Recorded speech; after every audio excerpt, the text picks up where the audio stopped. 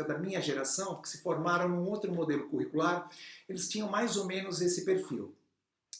Só que ao trabalhar na escola e ao viver durante 17 anos a prática cotidiana, a gente vai percebendo certas coisas. A gente vai percebendo coisas que coincidem com aquilo que você pensa, coisas que não coincidem, e dessas coisas, né, algumas dessas coisas despertaram o interesse de continuar estudando, e aí acabei me tornando professor de ensino superior e venho sempre procurando essas respostas. Como eu disse, não faço isso sozinho, como eu disse, faço isso com um grupo muito grande de professores e professoras, de pessoas que algumas dessas pessoas também realizam pesquisas e também têm contribuído na produção desses conhecimentos. O professor e a professora, quando trabalham na escola, produzem um tipo de conhecimento.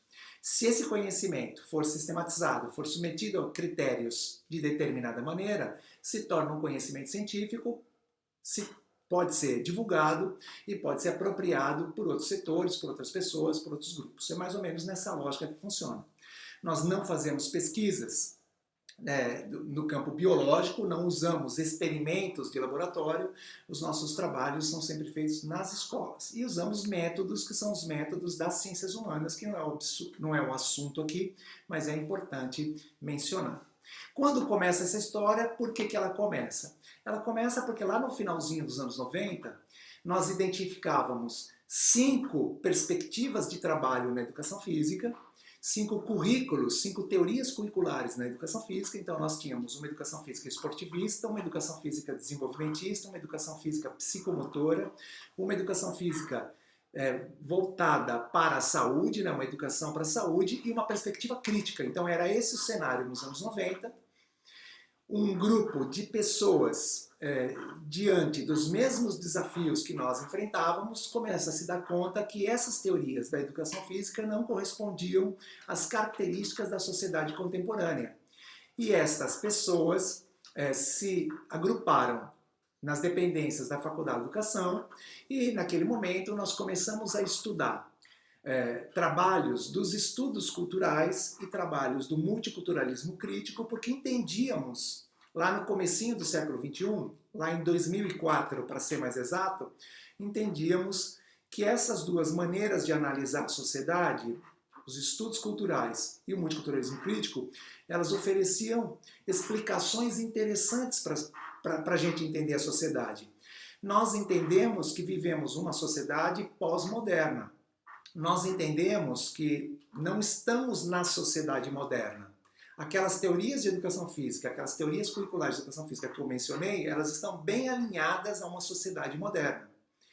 Então, diante de um contexto pós-moderno, nós não poderíamos enfrentar as dificuldades, as características, os obstáculos da sociedade pós-moderna com ferramentas da sociedade moderna, ferramentas da modernidade. Então, as primeiras pesquisas, melhor dizendo, as primeiras tentativas de traduzir os estudos culturais e o multiculturalismo crítico em experiências pedagógicas da educação física foram nos mostrando que a maneira de desenvolver as aulas se modificava, o conhecimento que atravessava as aulas se modificava e a maneira como os professores definiam os temas a serem trabalhados também se modificava. E aí, estas pessoas, elas têm autonomia, elas têm autoria e, por elas mesmas, elas foram buscando outros campos teóricos. Elas foram se aprofundando no pós-estruturalismo, na teoria queer, nos estudos de gênero, na teoria feminista, no pós-colonialismo, nas filosofias da diferença, e cada pessoa, cada professor, cada professora começa a elaborar a sua experiência curricular de uma determinada maneira. Na medida em que foram surgindo as primeiras pesquisas sobre isso que era feito nas escolas, começam a aparecer os primeiros trabalhos desta que acaba se tornando conhecida, né, e produzida como perspectiva cultural da educação física. Então, a perspectiva cultural da educação física é o resultado de um encontro entre as teorias pós-críticas do currículo, essas que eu mencionei, o pós-modernismo, o pós-colonialismo, estudos culturais, multiculturalismo crítico, estudos de gênero, estudos feministas, teoria queer, filosofias da diferença, ou seja, entre esses campos teóricos que analisam a sociedade, eles não analisam a escola nem as aulas de educação física, são campos teóricos que explicam a sociedade pós-moderna, e o encontro dessas pessoas com a prática pedagógica. Ou seja, resulta desse encontro, quando essas aulas começam a ser analisadas, começam a se tornam objetos de pesquisa, que os primeiros trabalhos começam a falar em maneiras de definir o tema, em maneiras de desenvolver as aulas, em determinados princípios que agenciam os professores e professoras, ou seja, gente, essa produção de novos conhecimentos se dá a partir daquilo que acontece nas escolas. Então, há uma diferença aqui bastante importante entre as outras teorias curriculares que eu mencionei, aquelas que existiam nos anos 90, e a teoria curricular cultural da educação física. Então, é uma teoria no sentido que é uma explicação sobre as coisas, mas é uma teoria que nasce da prática, e é uma teoria que vem sendo reelaborada constantemente. Então, se vocês olharem, por exemplo, os primeiros trabalhos sobre a teoria curricular cultural da educação física e compararem com o que vem sendo feito hoje, se vocês compararem os primeiros relatos de experiência que estão no site do grupo com os relatos de experiência que têm sido feitos agora, vocês percebem que a prática dos professores vem se modificando e que os conhecimentos vêm se modificando também. Então, o que nós pensamos hoje sobre currículo cultural da educação física é bem diferente do que nós pensávamos lá em 2005, quando aparece o primeiro artigo, e em 2006, quando aparece o primeiro livro. Então, só para que a gente entenda uma ideia de como funciona essa dinâmica da produção de novos conhecimentos. Bom, o que essas teorias pós-críticas elas trazem que elas geram um impacto tremendo na prática pedagógica? Primeiro que elas trabalham com uma outra noção de cultura. A educação física na escola ela foi muito influenciada pela noção de cultura que era divulgada pela antropologia e que foi, de alguma maneira, recuperada pelo materialismo histórico dialético. Então, ali a cultura é apresentada de uma certa maneira. Os estudos culturais vão trabalhar com a cultura como um campo de lutas para validar significados. Para os estudos culturais, isso que nós estamos fazendo agora é produção de cultura.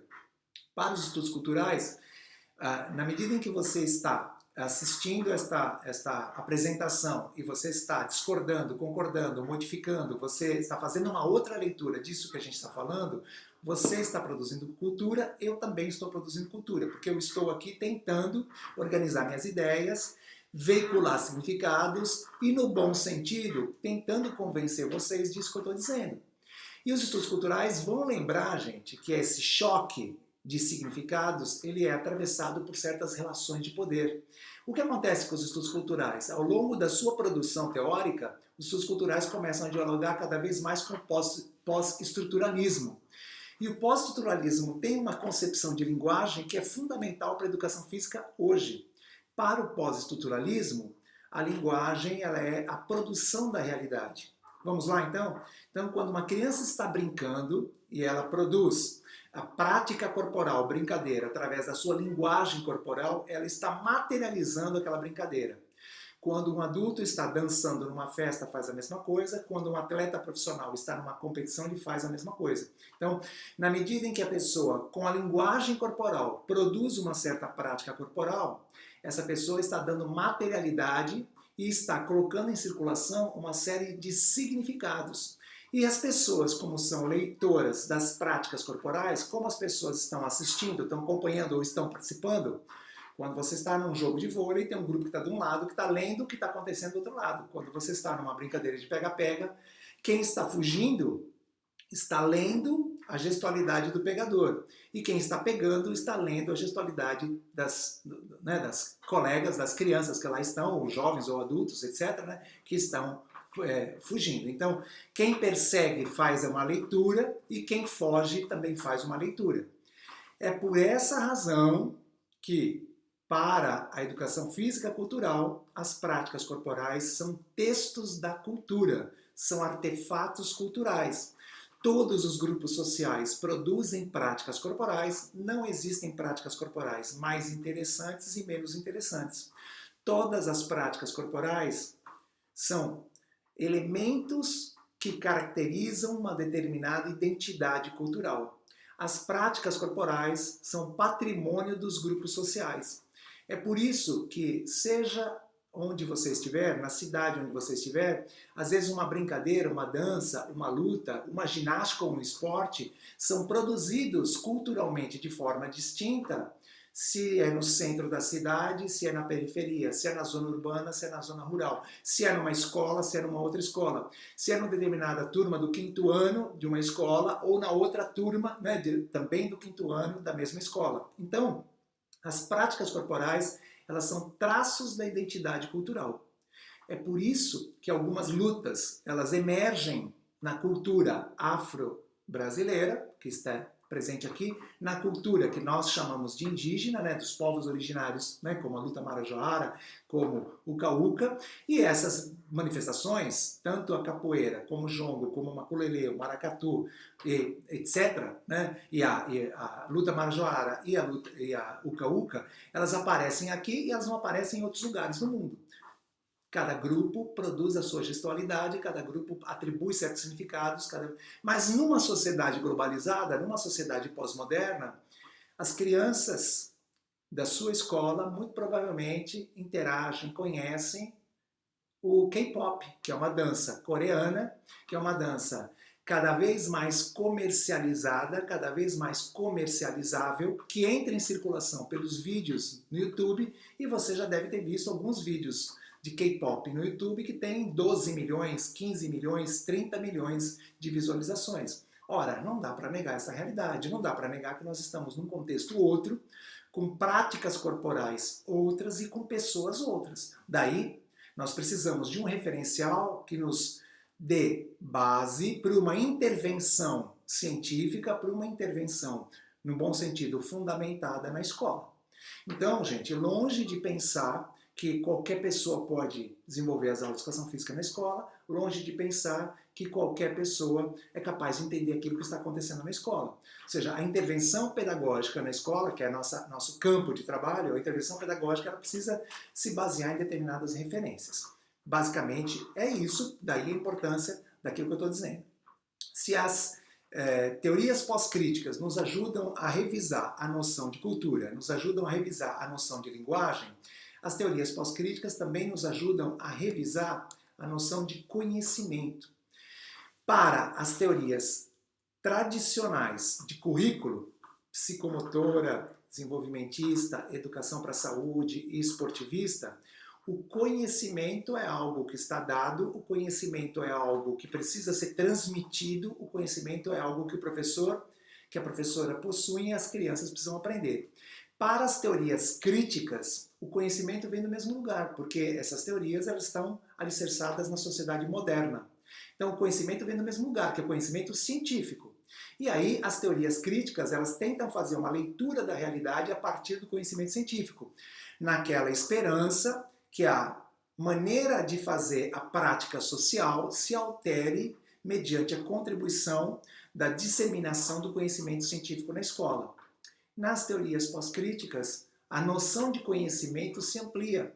Nas teorias pós-críticas, a noção de conhecimento ela dialoga com várias fontes de conhecimento. Isso não significa desvalorizar a noção do conhecimento científico. Mas, para as teorias pós-críticas, uma prática corporal, quando ela é tematizada na escola, ela precisa ser analisada a partir de vários referenciais. Então, a maneira como uma criança brinca aquela prática corporal, pratica, realiza aquela prática corporal, pode ser confrontada com outra forma de fazer, que pode vir de outra criança, que pode vir também do professor, que pode vir de um vídeo. Ou seja, esse encontro de conhecimentos diferentes, ele vai cada vez mais qualificando a leitura da prática corporal. E é por isso, meus amigos e minhas amigas, que a educação física, nós entendemos e defendemos que a educação física está na área de linguagens. Por que ela está na área de linguagens? Porque a educação física é aquele componente curricular que na escola vai tematizar as práticas corporais. Na medida em que professores e professoras tematizam o skate, a dança, o vôlei, as brincadeiras de antigamente, uma luta, a professora contribui para que a leitura daquela manifestação se torne cada vez mais diversificada, mais interessante, mais complexa. Certamente vocês já foram a um lugar onde acontece uma prática corporal acompanhada Você foi acompanhada ou você foi acompanhado de alguém que conhece bem aquela prática. Por exemplo, você vai assistir uma competição de judô e você vai com alguém que já lutou judô, que conhece judô, que sabe o que é um osotogari, que sabe o que é a pontuação, kokai, yuko, vazari, pon. E aí essa pessoa que está lá do seu lado, ela vai te dando informações sobre aquilo e você começa a entender melhor o que está aquilo lá, o que acontece lá.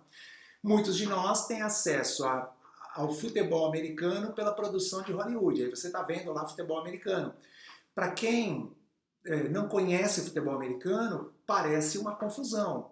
Se o professor e essa professora estão na escola tematizando o futebol americano e organizam situações didáticas que permitem às crianças enxergarem aquilo com outros elementos, as crianças, jovens, adultos e idosos começam a enxergar, a identificar traços naquela modalidade que se assemelham às modalidades que eles conhecem, traços que se distinguem e começam a perceber detalhes muito interessantes. Por exemplo, por que entra um grupo, faz uma jogada, aí sai, aí vai um outro grupo, ou seja, elementos que nós não temos aqui, pelo menos na mídia aberta ou com muita frequência, nós não temos outras modalidades que têm esse traço. Mas, na medida em que isso for tematizado na escola, na medida em que o professor e a professora organizam situações didáticas e que permitem um encontro de leituras daquela manifestação, e esse professor e essa professora pensam em situações organizadas propositalmente para entender um determinado elemento daquela manifestação, esta leitura se qualifica e nós podemos até pensar em reorganizar essa prática na escola do seu modo. Mas quem decide isso é o professor, é a professora, a partir de um determinado conjunto de elementos que nós vamos aqui apresentar, conversar com vocês. Então eu quero lembrar vocês da importância desse termo, tematização. Embora tenha uma semelhança com a produção freiriana, embora o currículo cultural, em certo sentido, ele se aproxima da discussão que Paulo Freire faz sobre diálogo, sobre tema, sobre problematização, com a influência das teorias pós-críticas, a noção de tema se modifica. Para a educação física cultural, as práticas corporais são temas culturais. Para a educação física cultural, as práticas corporais, os temas culturais são extraídos da ocorrência social daquela prática corporal. Então, a educação física cultural, ela não trabalha com jogos pré-desportivos, ela não trabalha com brincadeiras inventadas pelo professor, ela não trabalha com criações pedagógicas, que tem aos montes e tem uma produção muito grande aí na literatura com 1000 jogos infantis. Então, não tem nada a ver isso com a educação física cultural. A educação física cultural, o professor vai tematizar uma manifestação da maneira como ela acontece fora da escola, da maneira como ela acontece na sociedade. Só que, enquanto Paulo Freire propunha que do tema gerador nós tirássemos subtemas, ou nós tirássemos, no sentido da alfabetização freiriana, nós tirássemos a palavra geradora, na educação física cultural, para por aí a aproximação com Paulo Freire, o tema, a tematização é um resultado de um trabalho de um professor ou uma professora desde o primeiro até o último dia em que ele tem aquela manifestação como assunto, como objeto de estudo. E aí o professor vai tematizando com um conjunto bem grande de situações que são situações de vivência dessas práticas corporais, são situações de leitura dessas práticas corporais, são situações de ressignificação dessas práticas corporais, situações de aprofundamento e de ampliação. O que distingue uma coisa da outra?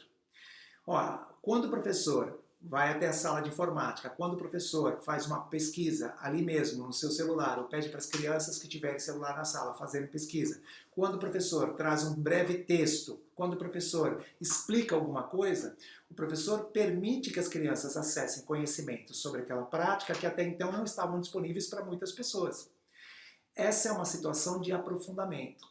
Mas, quando o professor ou a professora vão buscar outras fontes de informação, fontes que estão normalmente naqueles espaços onde as práticas acontecem, o professor convida um artista circense, o professor convida uma professora que é praticante de dança do ventre para ir lá e conversar com as crianças, uma colega professora de um outro componente curricular.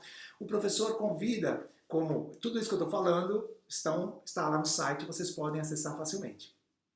O professor convida aquele motorista, né, de transporte escolar. Aqui em São Paulo a gente usa bastante nas escolas públicas o transporte escolar gratuito, TEG. Ele vai lá, o professor vê que aquele motorista conhece um pouco do dominó, que esse professor está tematizando o dominó, esse aluno, esse professor, esse motorista vai até a aula e conversa com as crianças a maneira como ele joga dominó.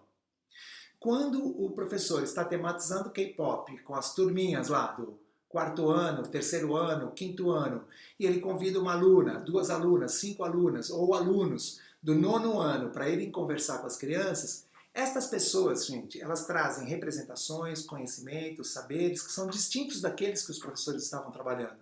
Então, por isso que a gente chama de atividade de ampliação. Mas isso tudo só tem sentido se o professor mantiver registros desse processo, porque são os registros desse processo que permitem ao professor, os registros que permitem ao professor avaliar o trabalho realizado. Então, na educação física cultural, nós não avaliamos a aprendizagem dos alunos. Na educação física cultural, nós avaliamos aquilo que vem sendo feito durante o trabalho. E o professor fica se perguntando, a professora fica se perguntando, por que certas experiências didáticas tiveram tais efeitos e por que outras experiências tiveram outros efeitos.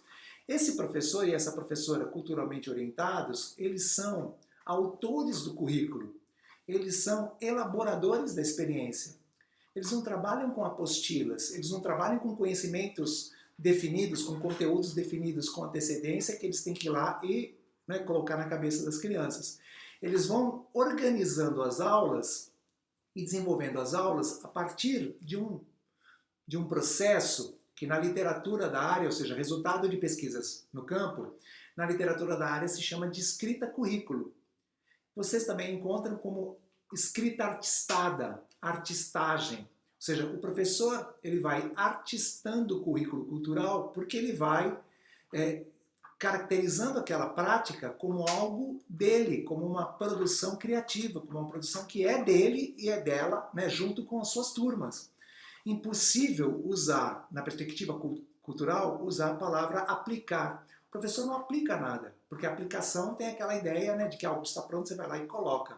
Não, esse professor, ele pensa na aula seguinte a partir daquilo que aconteceu na aula que ele está vivendo. Né? Na aula de hoje, as respostas das crianças, os efeitos, né? O que aconteceu na aula de hoje são fundamentais para o professor pensar, elaborar, planejar a aula seguinte.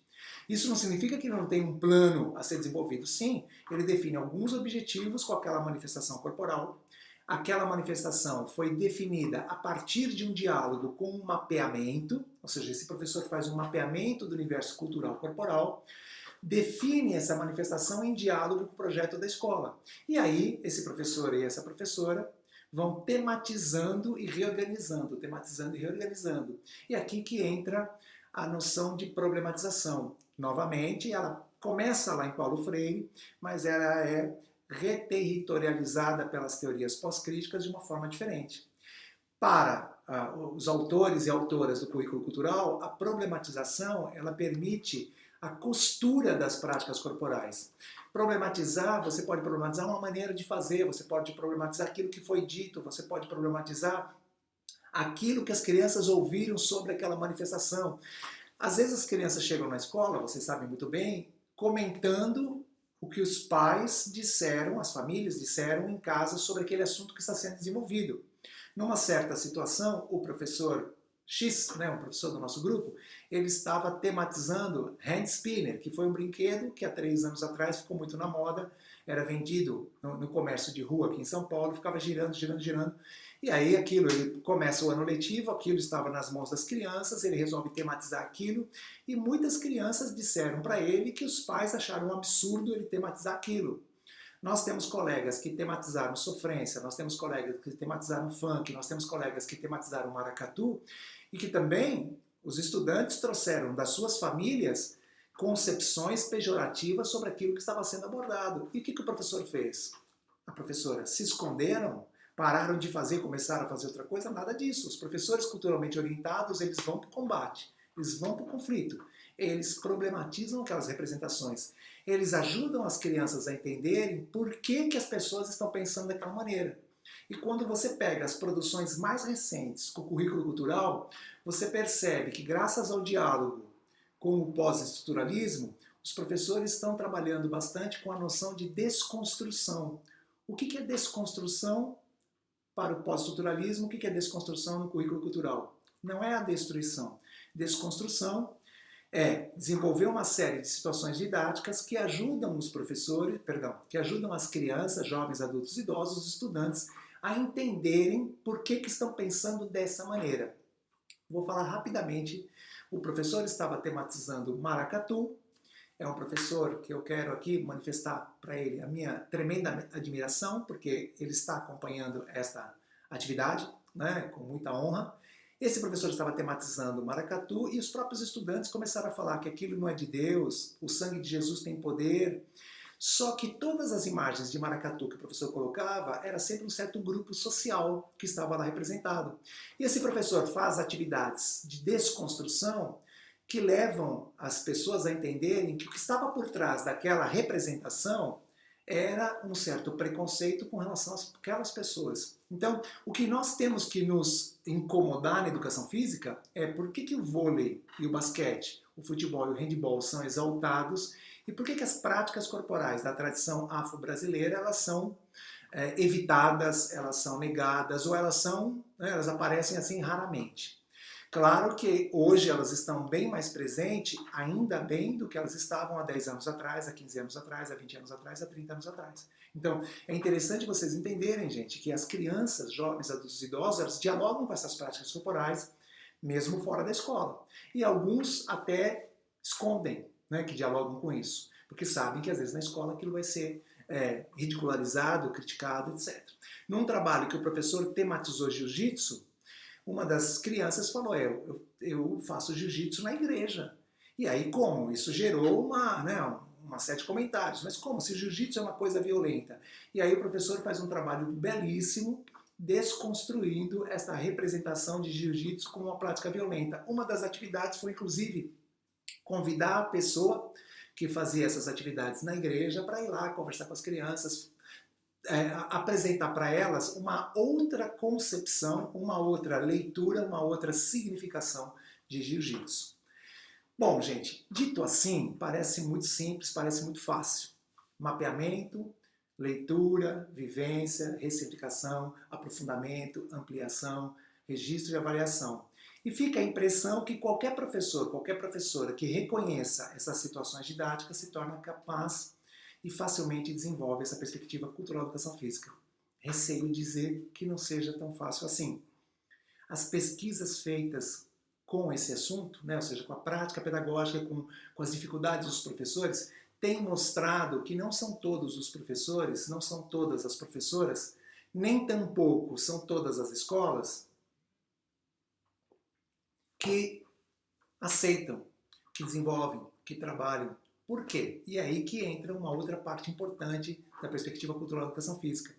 As pesquisas foram mostrando que assim como os parâmetros curriculares, assim como o currículo crítico, assim como a perspectiva psicomotora, a perspectiva desenvolvimentista, etc., como essas teorias curriculares, os parâmetros curriculares são um documento curricular, a base é um outro documento curricular, né? Ou seja, assim como esses documentos e as teorias curriculares da educação física, elas têm certos princípios, o currículo cultural da educação física, ele também, a partir das pesquisas feitas, ele foi mostrando que os professores e as professoras, ao desenvolver as práticas pedagógicas, ao artistar o currículo cultural, eles também estavam agenciados por certos princípios ético-políticos.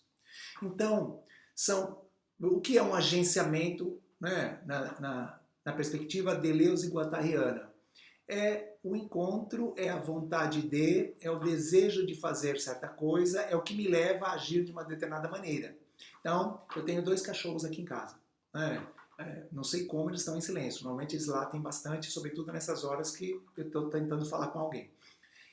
Se eles entrarem por essa porta correndo e balançarem essa mesa, eu vou ter que agir de alguma forma, vou ter que segurar, vou ter que falar para eles pararem, vou ter que segurar no colo, vou ter que... Aquilo vai gerar em mim algo que modifica o meu jeito de que eu tinha pensado, que modifica aquilo que eu estava fazendo, que me leva a agir de uma outra maneira. Isso está no campo do imponderável. Agora, se eu estou junto com o Heraldo, junto com o Barroso, junto com a Erenilda, junto com o outro colega Heraldo, né, os dois xarás, se eu estou aqui com vocês conversando, é porque tem elementos em mim que me levaram a ter vontade de fazer isso, que tem muito a ver com a minha maneira de entender a educação física, a minha maneira de entender a sociedade, a minha maneira de entender este momento de pandemia, a minha maneira de entender a formação dos professores e professoras. Então, você pode ser agenciado por algo que você não controla, e aí a gente precisaria de uma outra conversa para detalhar esse processo, ou você pode ser agenciado por algo que você não controla, mas que de alguma maneira está presente em você. E está presente em você a partir das experiências de vida, a partir das leituras que você fez, a partir do tipo de realidade que você vive.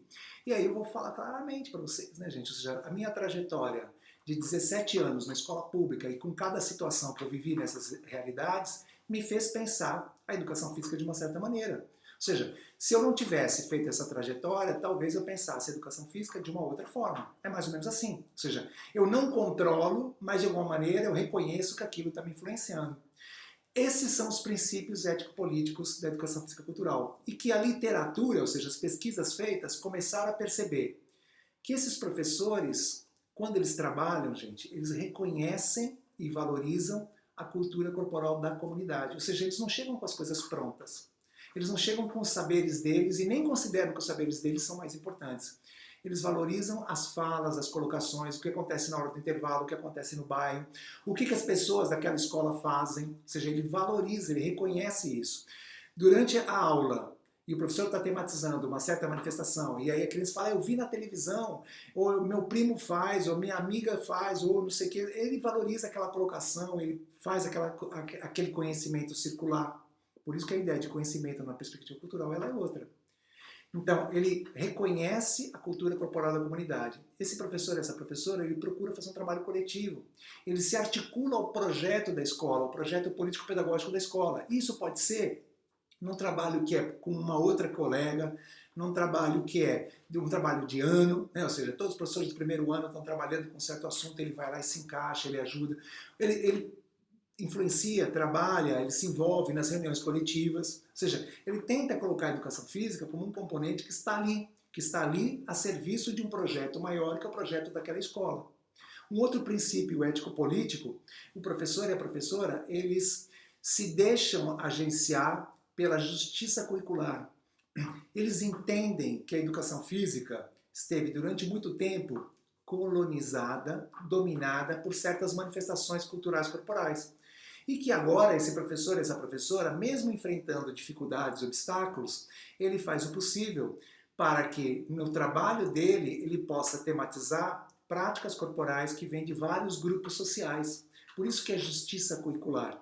Os trabalhos mais recentes com a perspectiva cultural da educação física tentaram um diálogo bem interessante com o pós-colonialismo e que foram mostrando que quando você faz um trabalho que dialoga com as práticas corporais de outros grupos sociais, você está dizendo para as crianças que todos os saberes são importantes, que todos os grupos culturais produzem patrimônios corporais interessantes.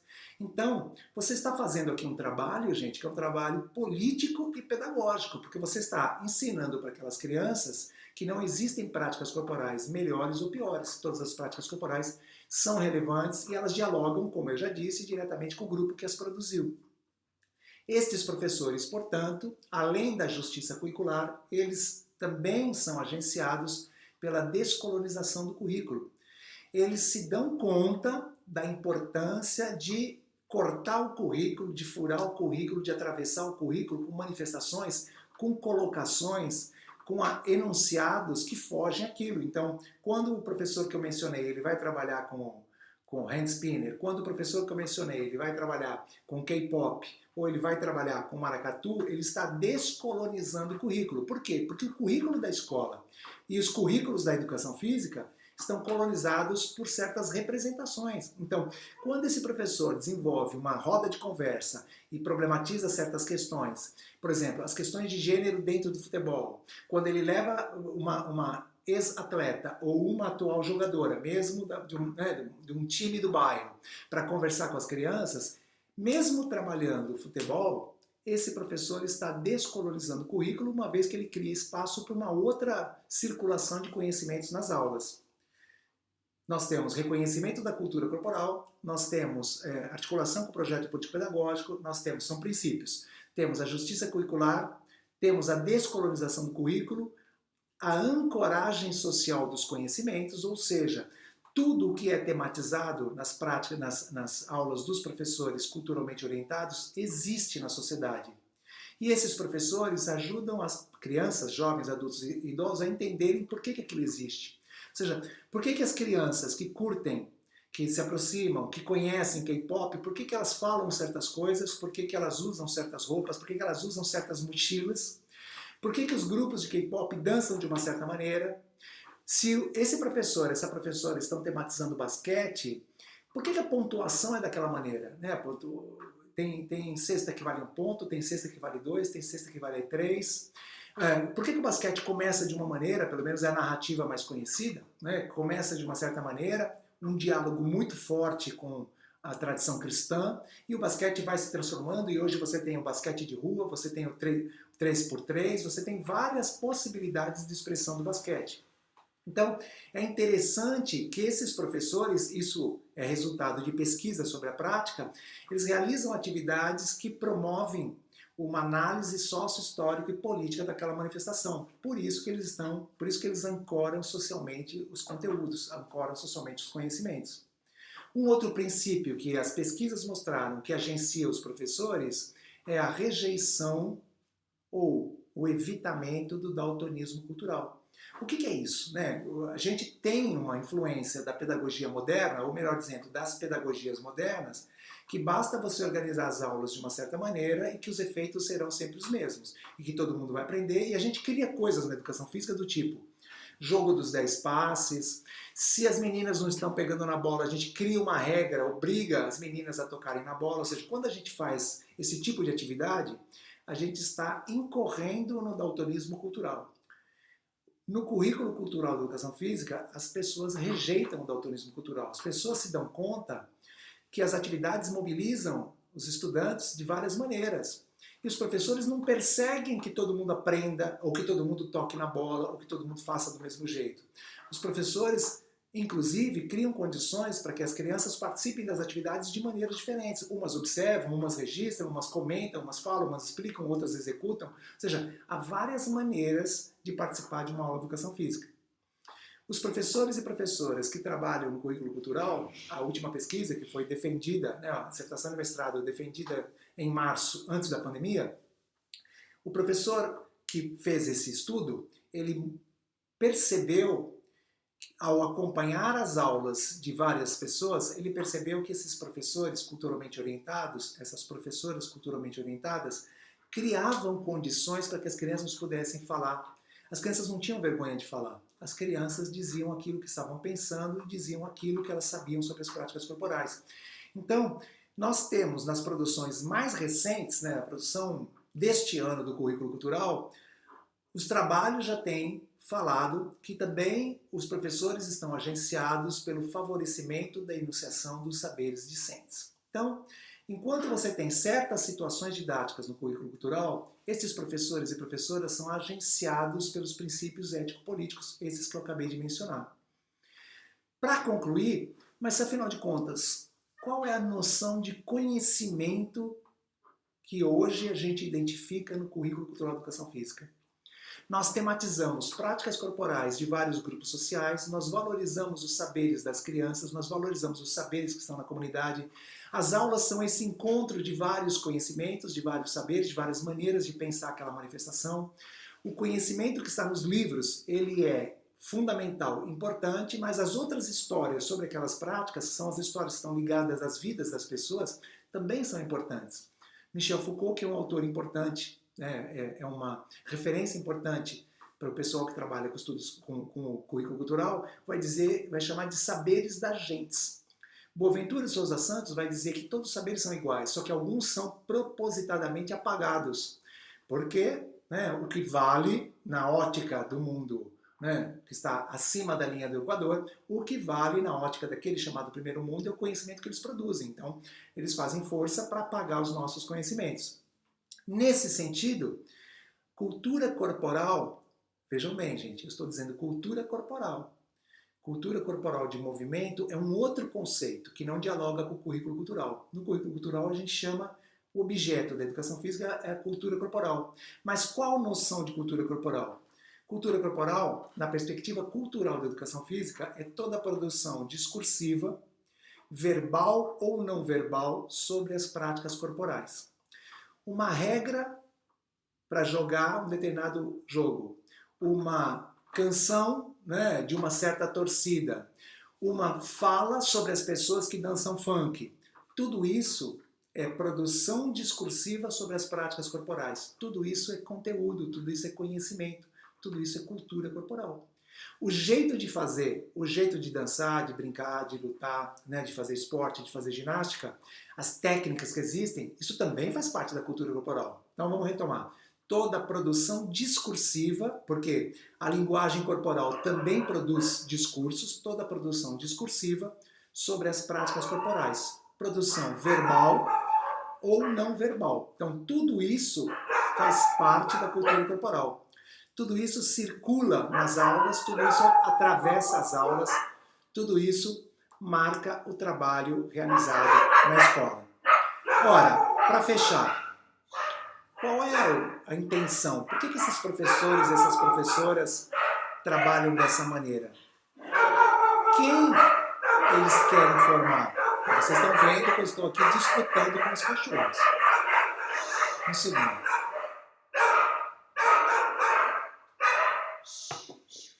Explico. Hoje é quarta-feira. Às quartas-feiras passa o pessoal que recolhe o lixo, passa no bairro, e o sonho dos meus cachorros é mergulhar naquele caminhão e ficar lá rolando lá dentro, porque eles adoram vasculhar no lixo quando a gente sai para passear na rua. Então o sonho deles é esse, eles querem ir para cima de qualquer jeito. Bom, qual é a grande meta, qual é o grande sonho, se vocês quiserem, qual é a utopia do currículo cultural da educação física? Formar sujeitos solidários, formar pessoas que reconheçam que todas as formas de expressão corporal são importantes. Formar pessoas que reconheçam que todas as produções dos outros grupos são importantes. Pessoas que reconheçam que todos os grupos produzem conhecimentos.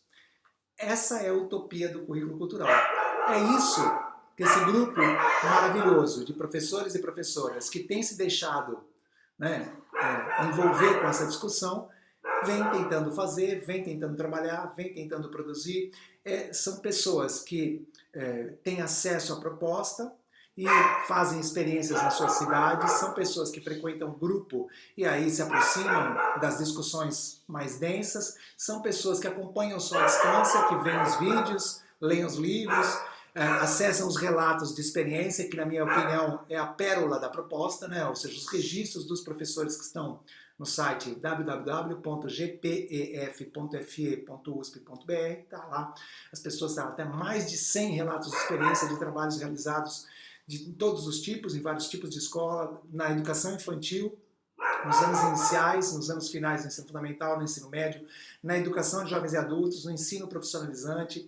Gente, você tem assim uma variedade incrível de documentos que registraram as práticas realizadas por esses professores e essas professoras. Por isso que eu insisto que nesta perspectiva, esse é um conhecimento produzido pelos colegas que estão na escola, pelos colegas que estão lá se esforçando bastante e tentando encontrar caminhos nesta sociedade desigual, nesta sociedade injusta, para produzir uma educação física mais democrática, uma educação física democratizante. Fico por aqui, agradeço o tempo que vocês nos deram e gostaria, né, de trocar ideias com vocês a respeito do que foi dito ou de algo que vocês consideram mais importante. Muito obrigado pela oportunidade.